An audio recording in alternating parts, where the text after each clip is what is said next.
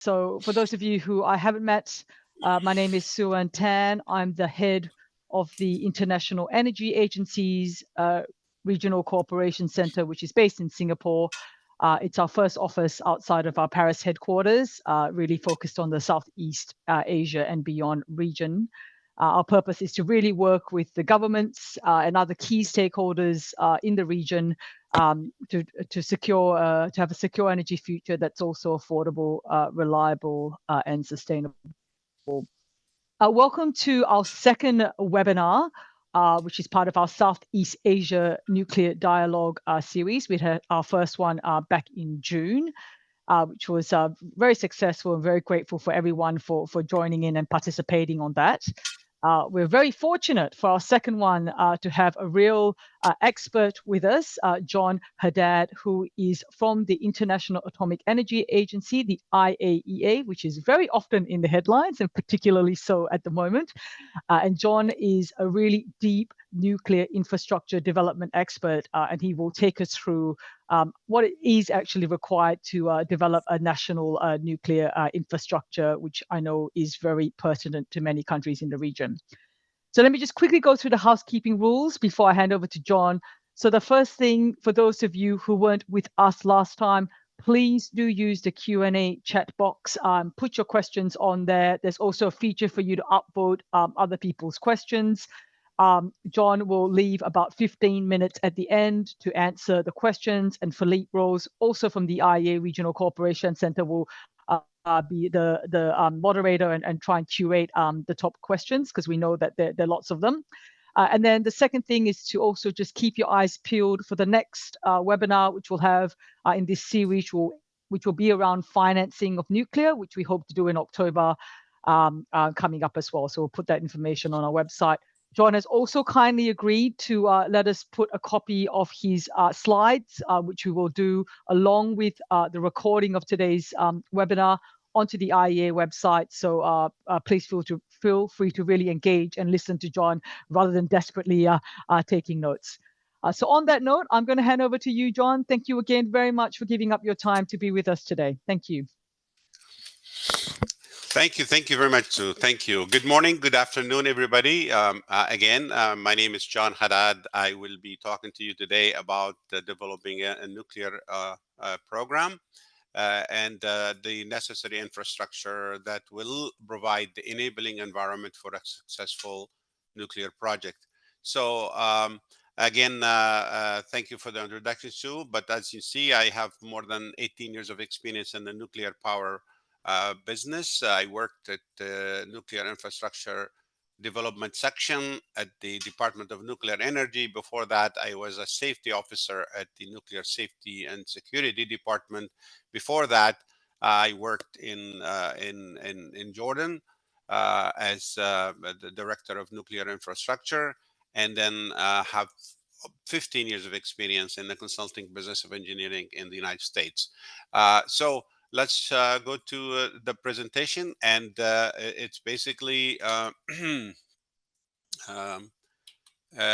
today we are going to cover 4 topics. One is that who we are as the IEA, and the second is that the milestones approach for developing a nuclear power program. It's an approach that the IEA developed to help member states embarking on nuclear power manage the path or the journey to develop a nuclear program. And then we want to touch a little bit about how to build national position, where the idea come from, how is the incorporating nuclear power into the energy mix evolve, and what did it takes for the government to finally see that this option is viable for the country and announce it to the world, and then move on with the plan to develop a program. And then what can the IEA do for you in this journey, and then some points of conclusion. So the IEA was founded in 1957 as the World Atoms for Peace Organization. Our mandates is to accelerate the enlargement of contribution of atomic energy to peace, health, and prosperity throughout the world. So it's nuclear applications. One of it is nuclear power. The IEA has 180 member states with 2,500 staff from about 100 countries. And then it had its headquarters, for some of you who are not familiar with the IA, is in Vienna. We have 15 international laboratories and 2 regional safeguard offices in Toronto and Tokyo, and 2 liaison offices in New York and Geneva. The IEA consists of the structure is that we have the Director General Office, and that includes the policymaking organs, the legal affairs, the internal oversight, and 6 departments. The departments are nuclear energy, where I come from, and the safeguard, and the nuclear safety and security, technical corporation, nuclear science and application, and management. Someone has to manage this organization, so we have a department for that. And then, as you can see, that we have each of these department is headed by a deputy director general. Now, with the policy organs, we have two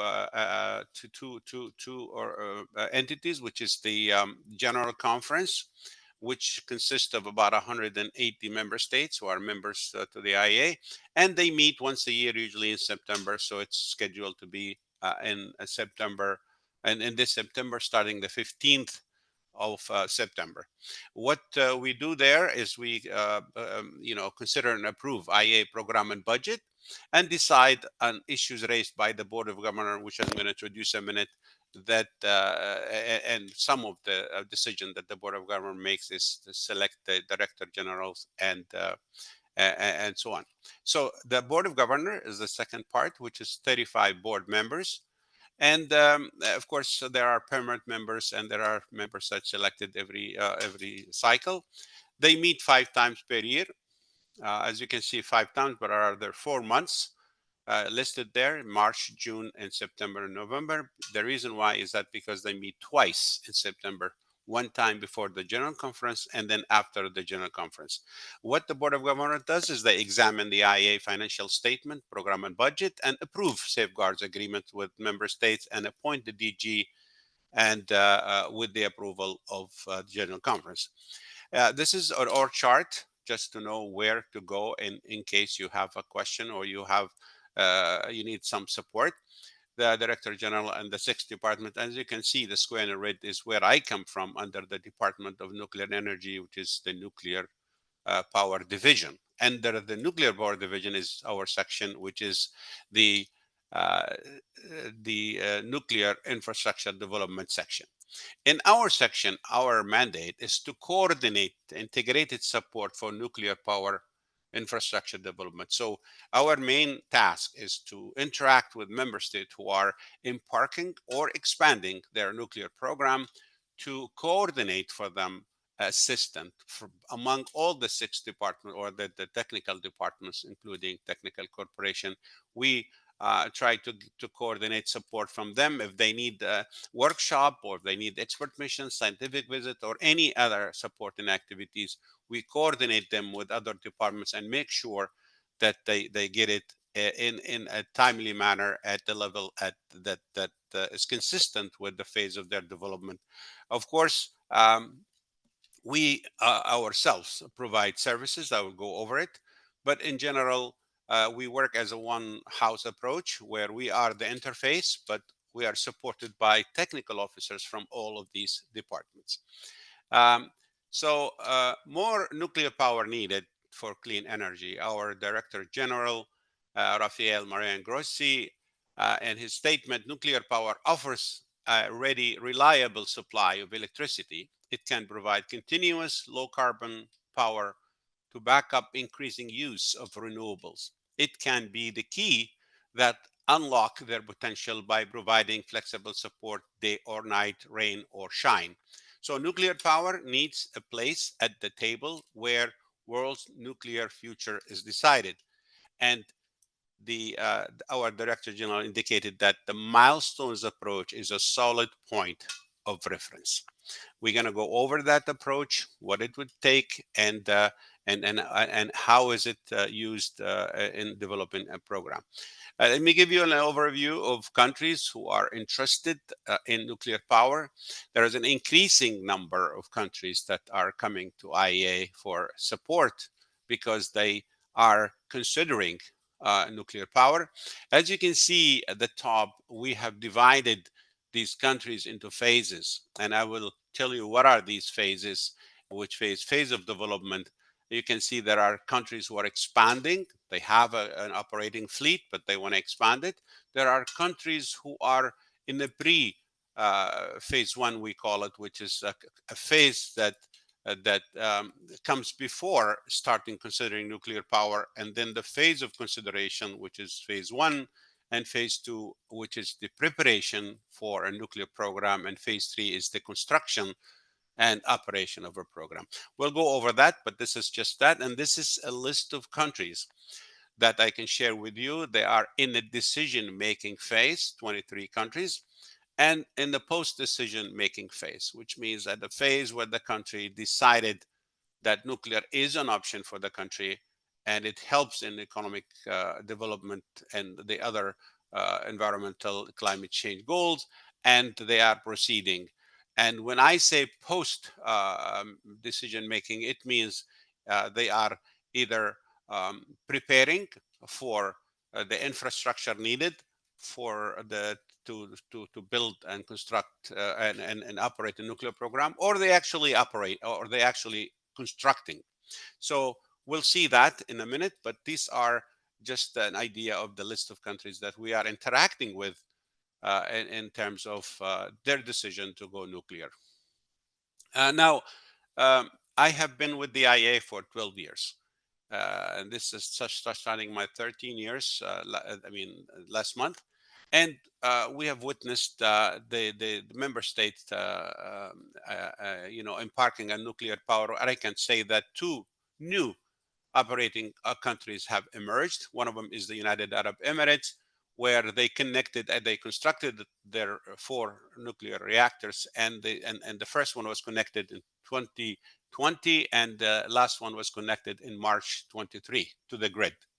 Belarus connected their first unit in November 2020 and the second unit in May 2023. Now, three new operating countries are emerging, and these countries are Bangladesh, who is preparing for fuel loading. They are almost completed with their design, and they are looking at 2025 to do the fuel loading. Turkey also built is building four reactors, and they're expecting to commission the first unit sometime this year or next year. Egypt also is building four units, and they are also in the construction phase. Of course, each unit at a different level because they start with one unit and then move to the second, third, and fourth.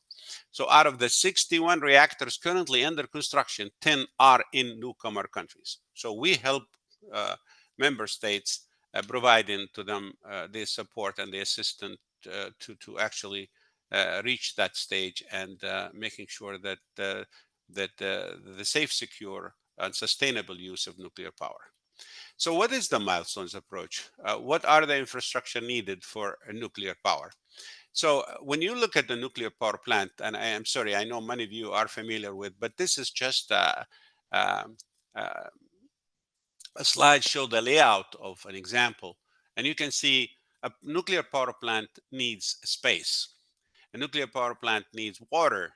A nuclear power plant needs a grid to take the power from that unit and give back power to operate the unit. The nuclear power plant is going to cost money.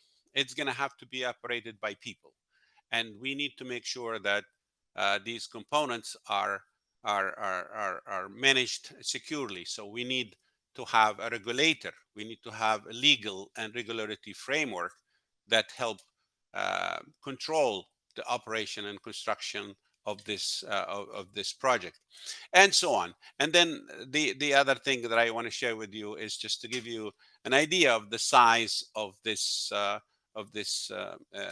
project. And as you can see, there is the cooling tower, the turbine building, and the reactor containment building.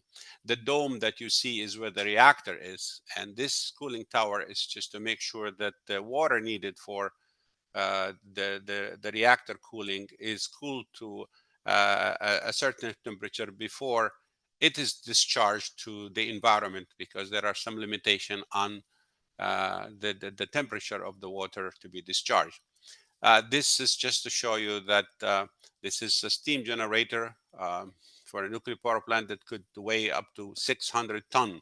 So that means that our transportation system has to be ready to take this weight. We need to make sure that roads are capable of taking this weight, and also our harbors, or the way to unload this from ships or from other carriers, are we have this infrastructure.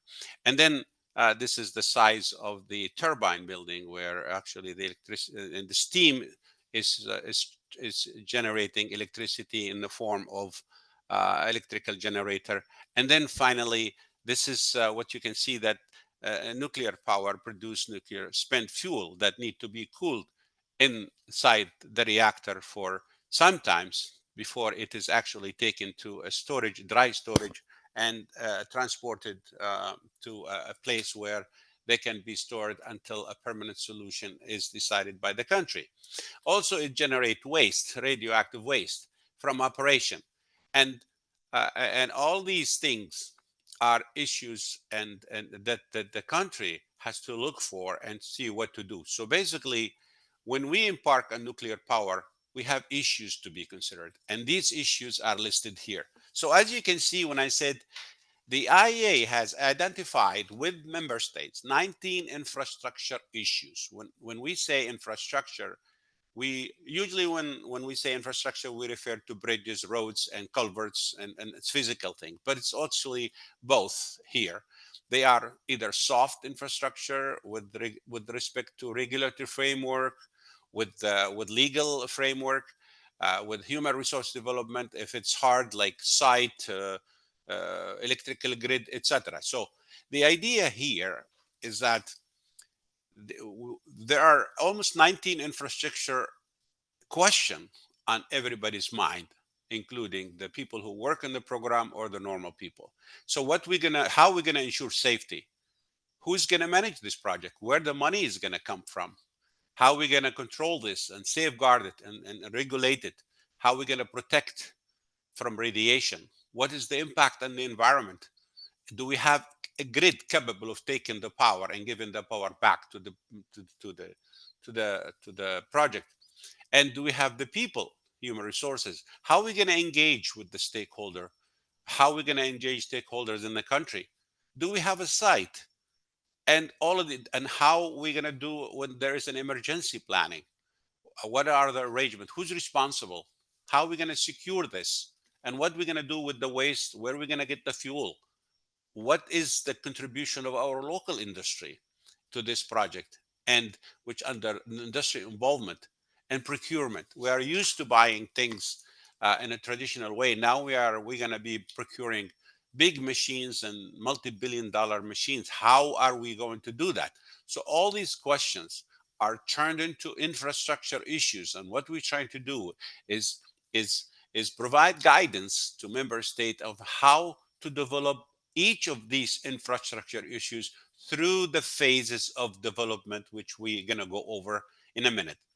So the IEA, due to the nature of the nuclear technology, it was necessary to have an integrated approach, an approach that does not look at each infrastructure alone, issue alone, but to look at it in a comprehensive way. So they developed along with the help of the member states, of course, they have this a framework. They developed this milestones approach. As you can see, milestones approach. It's like, imagine every mile you put a stone and you say this marks the end of that phase. That allows member states to recognize the national commitment to nuclear power, and how to prepare the infrastructure and establish the necessary competencies and be resourced enough to do this. So the milestones approach, which I will explain to you in a minute, is an internationally accepted method to implement a sustainable nuclear power program. How is that? The milestones approach divide the journey to develop a nuclear program into phases. At the end of each phase, there is a milestone that mark the end of that phase. So if we go from the left to the right, the country first is do the energy planning and energy strategy. Start thinking, is nuclear should be in the energy mix or not? Should we consider nuclear as an option for source of energy? When they do that, a committee is formed by the government to study that option. And when I say to study that option, is to actually answer all these 19 infrastructure issues and give a report to the government to make a decision, a knowledgeable decision based on real information, whether nuclear is good for the country. So what this committee, which we call NEPU is a group of people that are selected and appointed. It's a coordination mechanism that is formed by the government to actually look at the 19 infrastructure issues and give them a report. This report is called comprehensive report. And all the studies that they do for each of the infrastructure issues is called pre-feasibility study. So the first phase in this journey is consideration phase. We have not made a decision yet, but we are considering and we are evaluating the current status in the country, whether we have the people, whether we have a site. We need to determine on the strategies to get where to get the money, what to do, the waste, and all of these things that we talked about. And the decision, the report is prepared with an executive summary to say that nuclear is or is not an option. Then the government is ready to make a knowledgeable commitment to nuclear power, and it's the end of phase one. Now, the government or decision makers that not only want to know what is the current status, they also want to know the commitment. If we make a decision and move to the second phase, what would it take? What type of resources, time, preparation, and all of that? So in the phase one, they develop some kind of a roadmap. The roadmap shows if we decide to go nuclear power, this is where power will be introduced. This is where we're going to establish organization. This is where we're going to start construction. This is where we're going to develop all the infrastructures needed. So when the decision make is made and the country moves to the phase two is the preparatory work. Now we decided that we want to build nuclear power plants. Let's prepare. Let's find the site. Let's characterize the site. Let's develop organization and let provide capable and competent people to deal with this project. Let's provide, let's prepare the legislative framework, nuclear law. Let's prepare regulations. Let's know who is going to do what. What are the roles and responsibilities of the key organization, and be prepared to either at the end of this phase to either invite bids or negotiate a contract, because now we're going to say we are ready. We have prepared all the 19 infrastructure issues in phase two to the extent needed to start inviting bids. Let me give an example. If you don't have good information about where you're going to build your power plant and you have not done the needed job to the needed studies to characterize the site, the vendor will not be able to give you an accurate price on the nuclear power plant because there is a lot of unknowns. If your regulations are not ready, the vendor will be hesitant to give you a precise price for changing regulations because they don't want to change the regulation during the project. So basically, the more you complete of these infrastructure, you just have it ready, the more confident you build in the vendors to actually know exactly what they are dealing with and the exact price. Otherwise, they will have to build a risk factor in their cost. Now, if the decision is made, so now we completed phase two, which is the preparatory phase.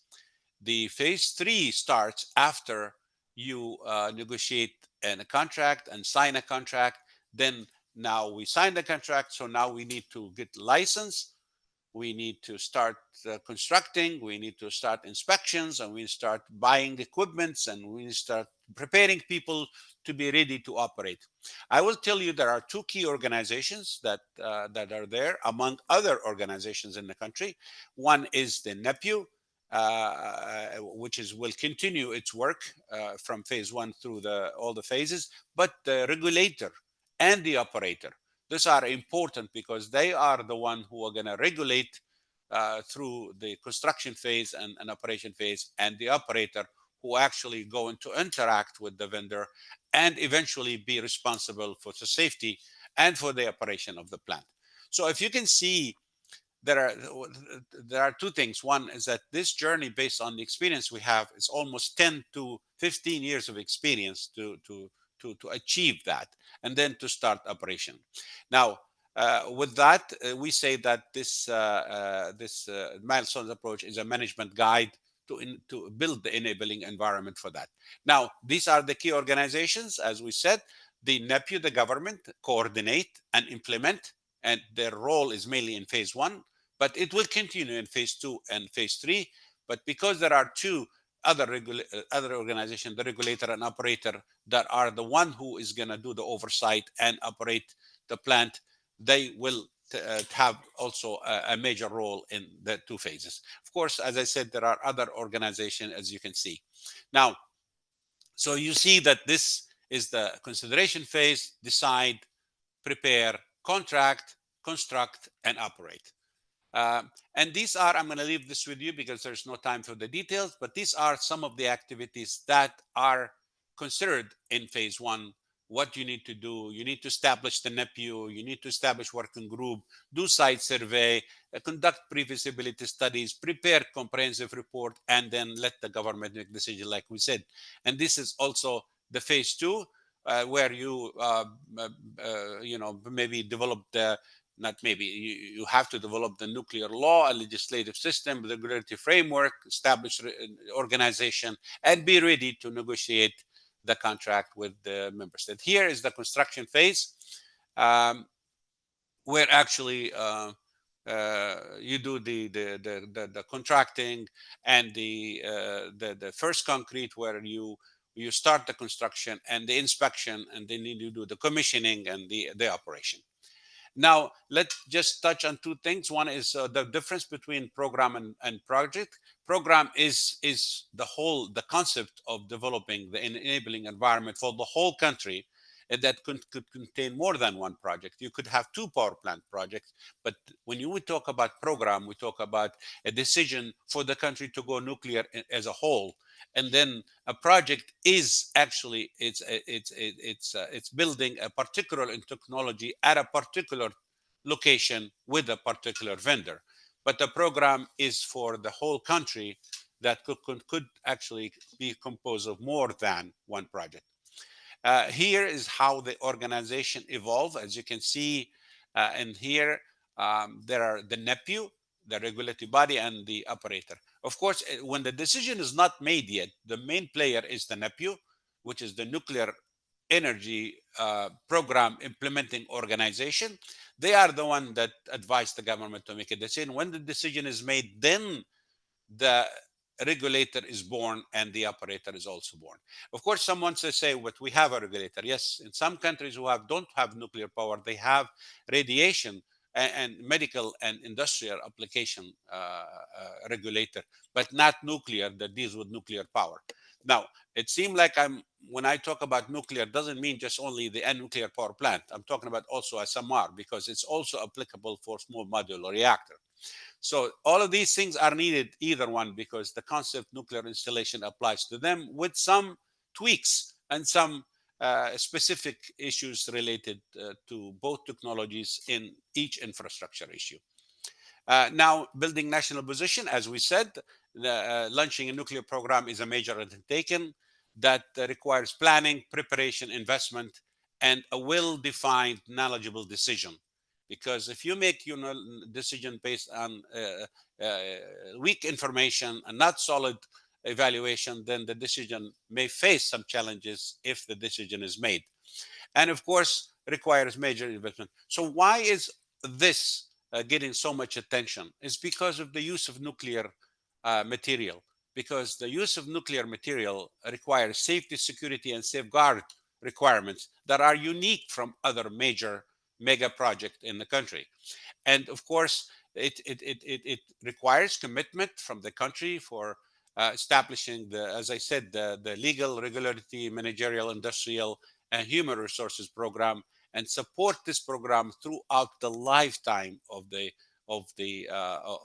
facility. Of course, the demonstration of compliance with international legal instrument and accepted safety standards, security guidelines, and safeguards.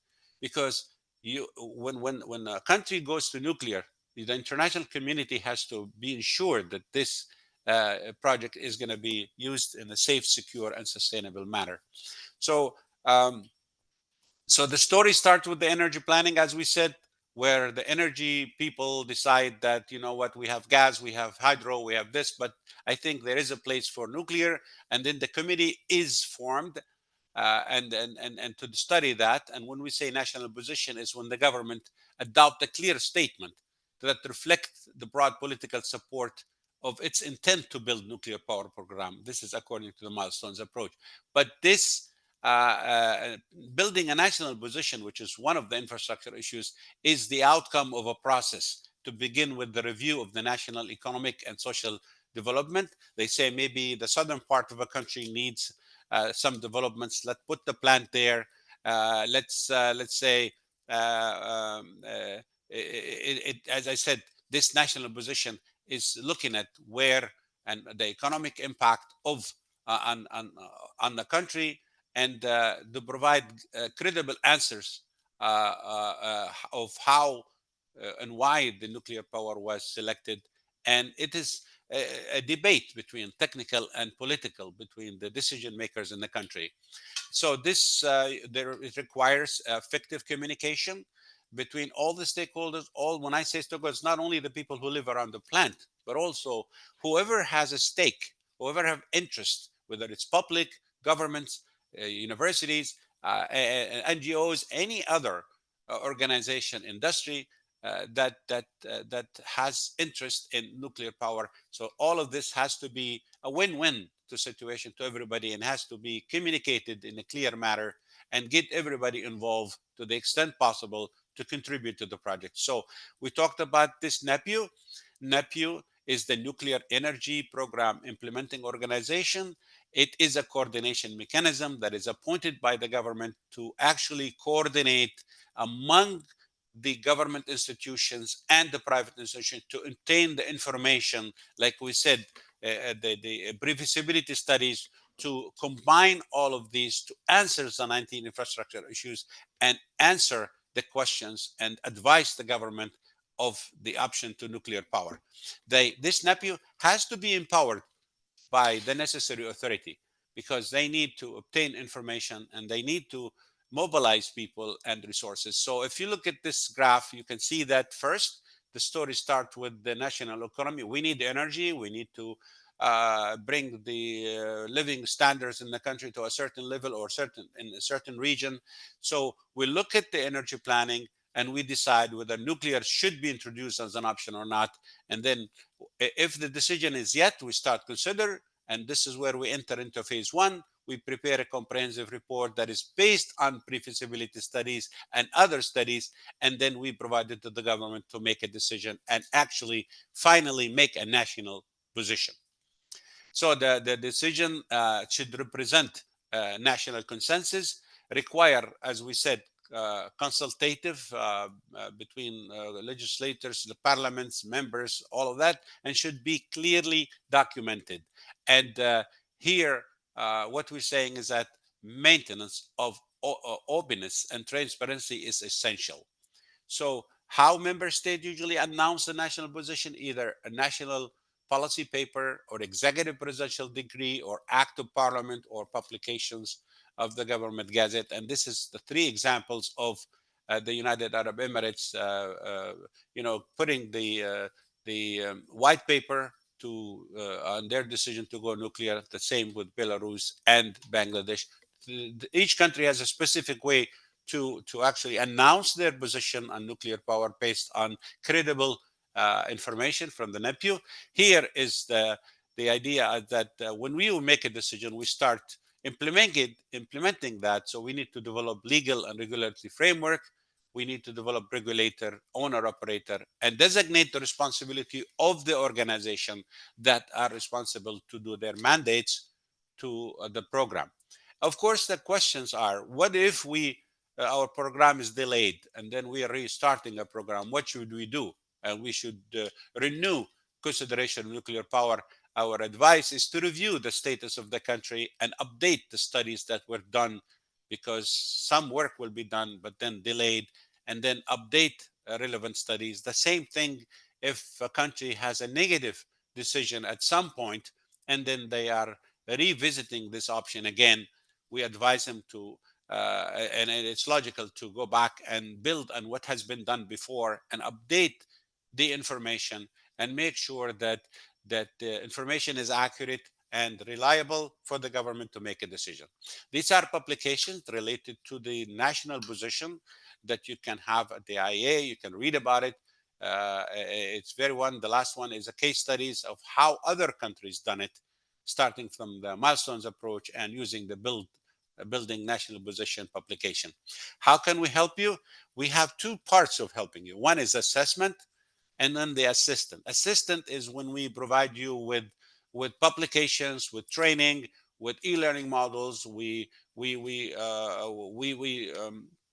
have many other vehicles of bringing the capacity and the staff working in different organization in a member state to be knowledgeable of the safety standards, the publications of how to tackle each of the infrastructure issues there.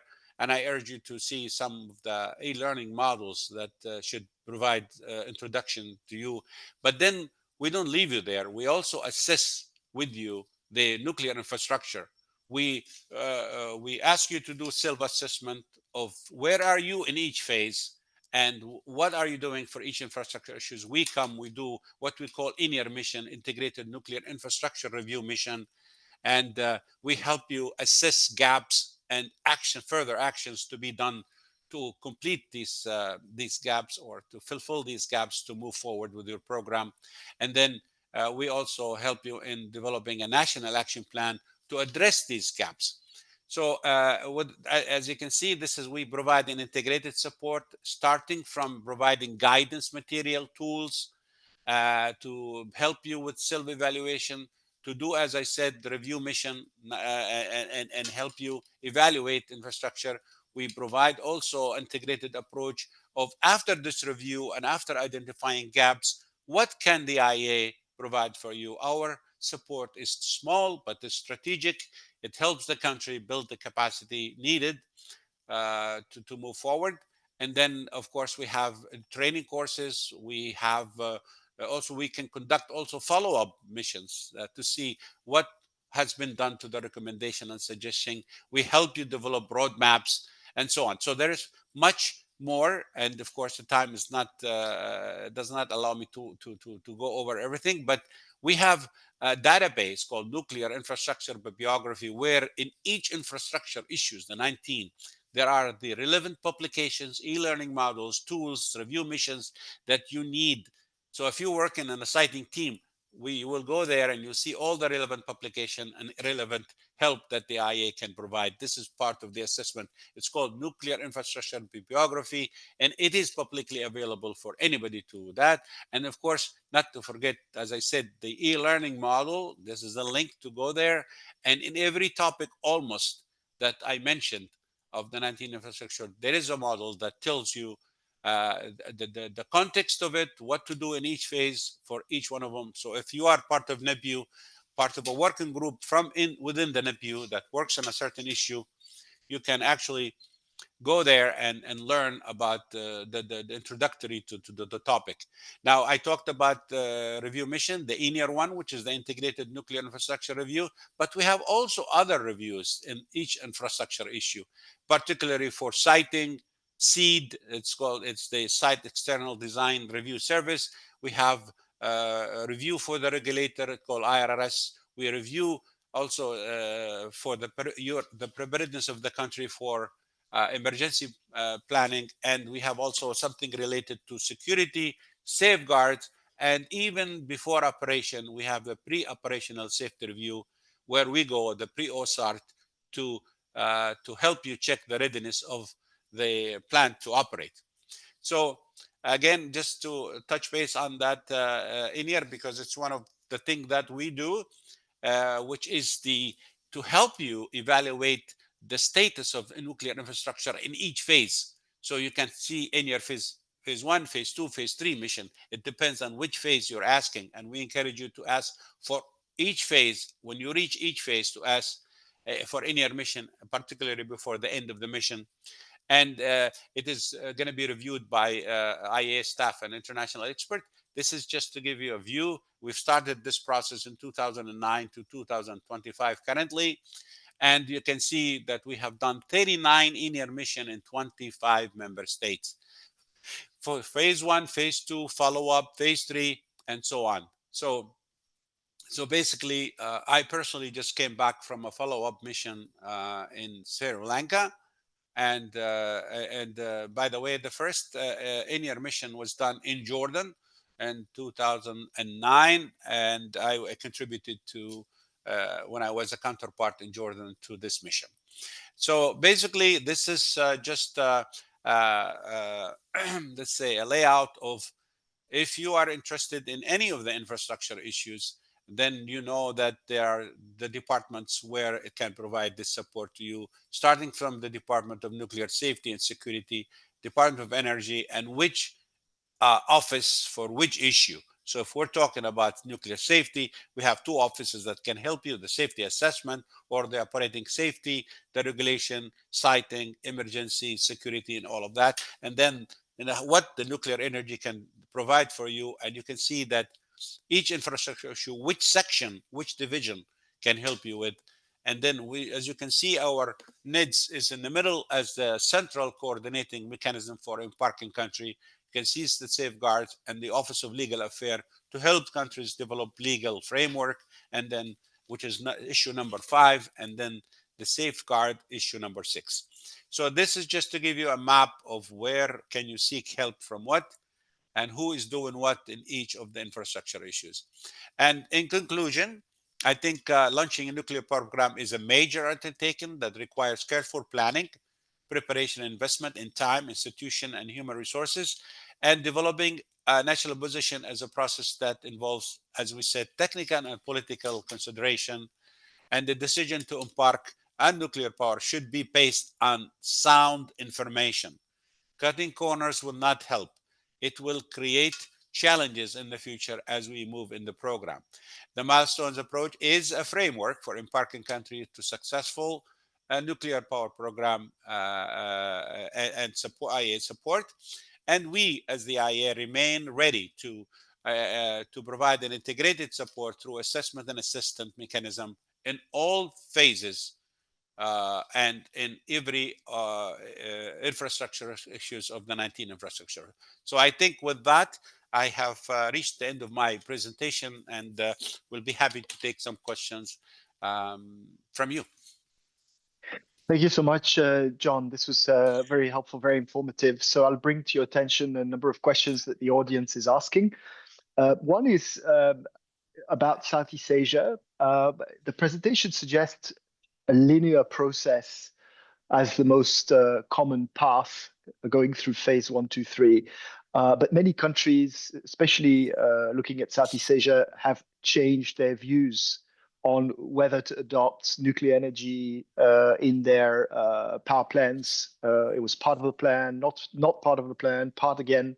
So what are your insights on the reasons for that, or the context on countries that change their mind or recycle their decision?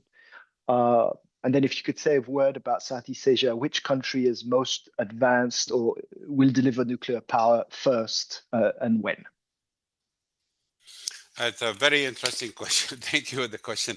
Actually, the economical and the political landscape usually are behind some of these turbulence in decision making, whether to go nuclear or not, and whether at some point the government is pro-nuclear and the interest is to use nuclear power as a clean energy source to mitigate climate or provide a good source of electricity, reliable cost of reliable source of electricity, and at a particular cost. Of course, accidents, nuclear accident in the world can actually influence the country's momentum to move with a nuclear program. So we have seen this trend, and sometimes cost, availability of fund, and then and so the perception, public opposition to nuclear power. So each country has a different set of reasons why they they don't want to go nuclear. And then some of the so when this landscape, new government comes, new ideas come, then there is a renewed interest in this, and so on.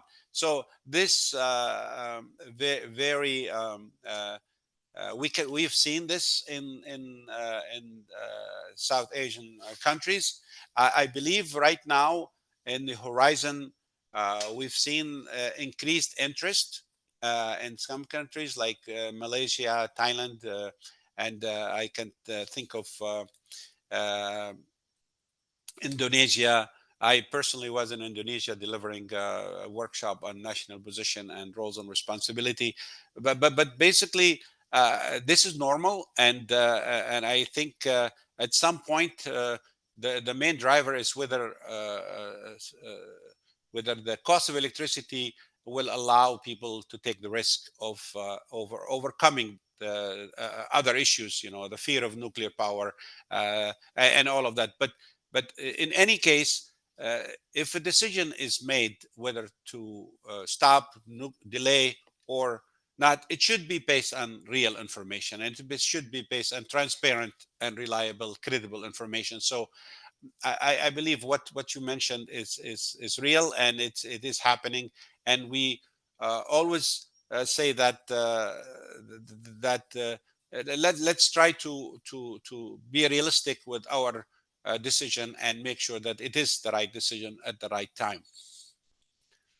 And in your view, on the second part of the question, which country in Southeast Asia is expected to be first in generating nuclear power? It's hard to say. We When we say that the governments are still considering. So, for example, Vietnam is hosting a phase two in your mission next year. So, when you host a phase two in your mission, that means you are somehow beyond the decision making, and you are preparing a nuclear infrastructure. So, I can't say, but from what I see, that so far Vietnam is one of the potential candidates to be the first. Which of the 19 nuclear infrastructure issues do states often struggle with to progress through the milestone? A very good question. I think it's funding and financing. One of the major issues is coming up with money of deciding on the financing scheme. But we've seen also the opposition to nuclear power, which means stakeholder involvement. There is some countries who struggle with making a decision based on the consensus from the people to do that. I think other technical issues are, if you have the money, you can deal with other issues. Some finding a site. There are countries who are small, and it's very difficult to locate a site. So it depends. But if I want to rank them, I'd say funding and financing, and then this public perception. John, we have a couple of questions on timing and timeline. So, post phase one milestone, how long do phase two and three typically take? You mentioned the broad 10 to 15-year Yes. timeline for the whole process, but what about phase two and three? And if you could highlight any views about whether SMR or other advanced nuclear would lead to a different process, or where would the process aspects differ? Yes, definitely. That's also a good question. And I think we always see that 2 to 3 years for phase one, 3 to 5 years for phase two, and then, of course, 7 to 8 years for the phase three. I see that there was a question. I was in a workshop. They said, which phase is the most difficult phase. And in my opinion, it's phase two, where you actually do most of the work of preparing the infrastructure, establishing organizations, and all of that. So this timeline is based on the conducting pre-feasibility studies, preparing the infrastructure, developing organization, and licensing. It takes some time to review the license, to before that, established regulation, competent people, and construction. And of course, there are delays in some projects. But from what we have seen is that this timeline is just an estimation based on the experience. Now, this is to build nuclear power plant. When it gets to SMR, of course, there are some promising of shortening this time due to the fact that the SMR may require less time to construct. It may less time to license, especially if there is some kind of a international agreement on some of the designs where it's been reviewed by many countries and all of that. So I believe that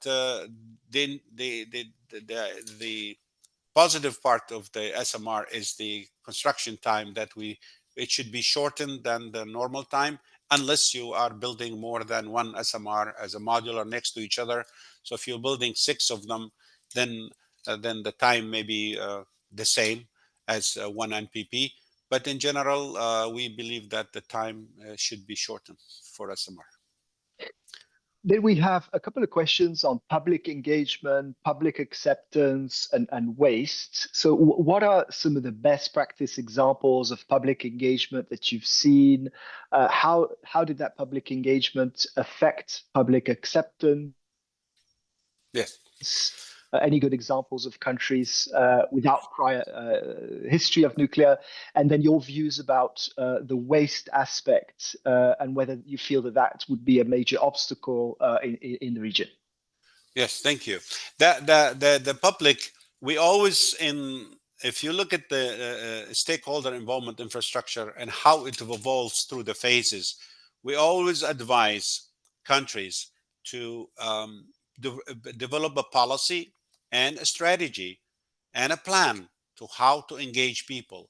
You need to have a qualified people with the right technical background, right attitude to talk and engage. We're not only just raising awareness in the public, that's one thing about nuclear power, and make sure they understand their role in this whole project and this whole program, but also systematically engage with the organization, get them involved to see the benefit of their contribution to their country, and also have a plan to communicate with them, listen to their concern, listen to and address these concerns in a scientific way, and make sure that that not to put the cart in the front of the horse, not to make a decision to go nuclear before you get consensus that this is an accepted culture, a nuclear culture. This is an accepted option.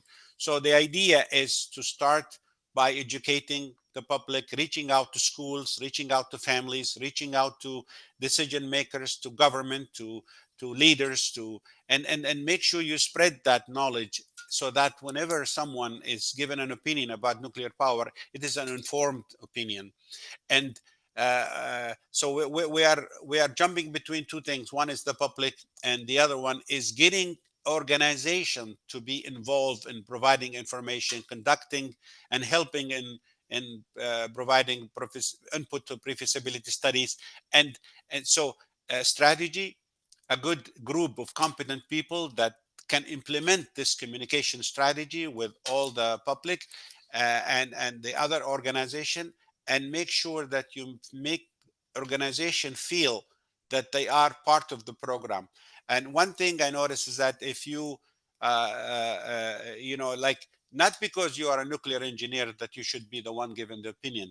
You should listen to everybody there, with regardless of their expertise, with their background, because everybody sees the project from a different angle, and addressing these concerns. Now, with respect to waste, again, at the beginning, we need to know what how we're going to deal with the waste. Of course, waste is a different type of waste.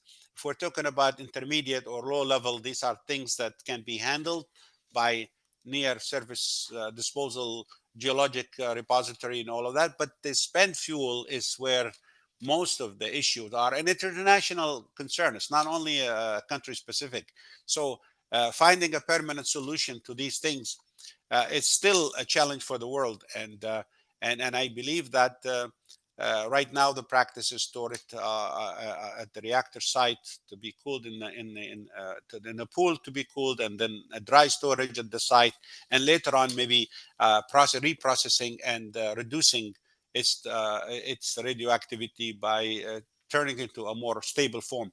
The idea is that allocating the right policies and strategy to deal with the waste, allocating funding to deal with the waste and the disposal, and be prepared if a solution comes and decided in the country, that you have the people and the funding, whether it is decommissioning or it is the actually reprocessing and or conditioning or whatever you do with the waste before disposal. So a good practice for both is in some countries where they are more proactive in stakeholder involvement, and that they hold many meetings and get everybody involved, and then the long-term thinking of what to do with the waste and allocating funding is another good practice.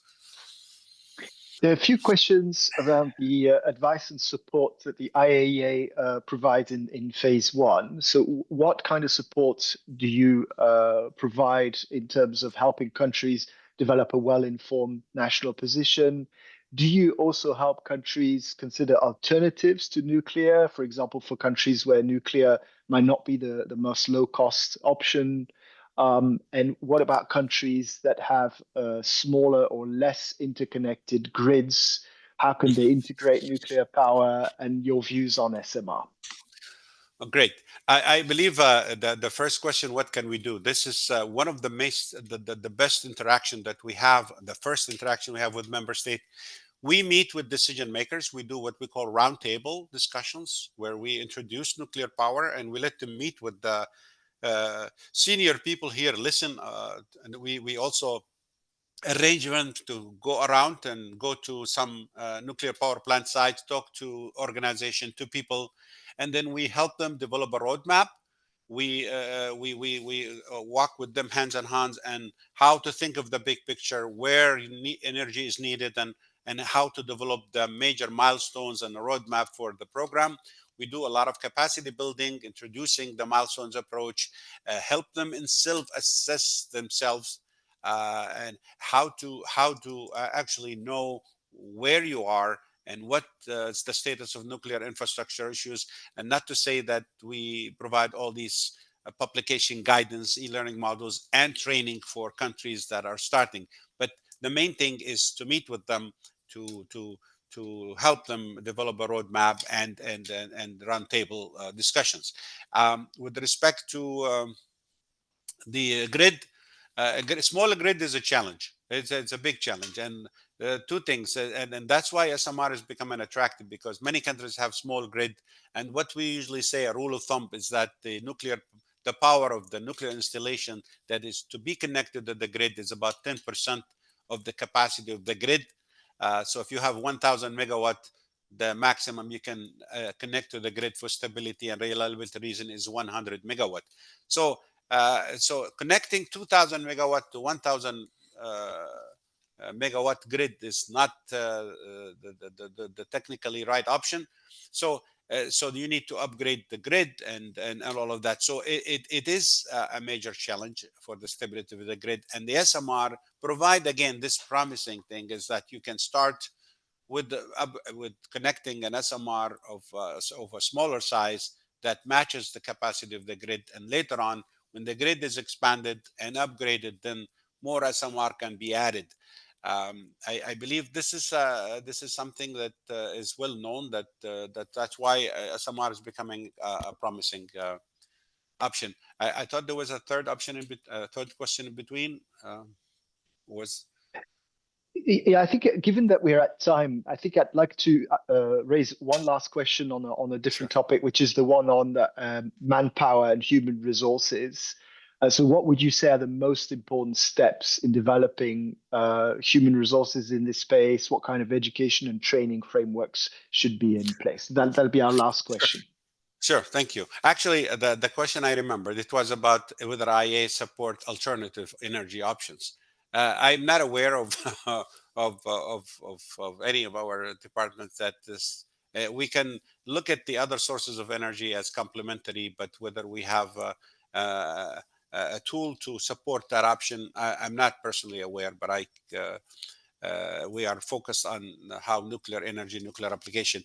Going back to the human resources, very important factor. And I believe, working in a parking country, the first thing is to reach out to students and to educate them on that, but not only for education. Now, to look at the universities and look at the curriculum. If you want to build this nuclear knowledge and have a streamline of graduates coming there, you need to look at their curriculum, establish maybe a nuclear engineering division in some of universities, and with different application from reactor physics to to detection to so whatever nuclear expertise needed, you can easily establish a section or a division at a university where with the curriculum that be able to graduate people in bachelor degrees. The other thing is maybe you got people that you know nuclearize, like if you have a mechanical engineers, civil, chemicals, and then you send them abroad, or you establish a master's degree where they can actually complement their basic education with nuclear. And these people will be the core competencies, the core people that they will be ready to be trained as operator or be trained as something else. So that nuclear knowledge, whether it is from lecturing or seminars or in a formal curriculum at the university at the bachelor degree or master degree level, will be one of the things they need to do uh, to prepare the human resources needed for nuclear power. Of course, nuclear is not the only option. Of course, there are other things that need to be there, and look at the human resources needs for a nuclear power plant and see what is can be provided now. What do we have? What else we need, and what kind of curriculum or education program abroad, even with the vendor, even with some other countries. Let's say scholarships and all of that to prepare such and sustain such workforce. Thank you. Thank you so much, John, for this very informative presentation and for the Q&A. Really grateful to have had the IAEA join us. So John's remarks as well as the slides will be published on the IAEA website shortly. Keep an eye for the third webinar in our series in a couple of months' time on the topic of financing nuclear. And please feel free to reach out to us by email, rcc@iea.org, if you have any questions. So thanks again, John. Really, really appreciative of your time today. You're welcome. Thanks everybody Thanks for everyone for watching. your question. Thank you.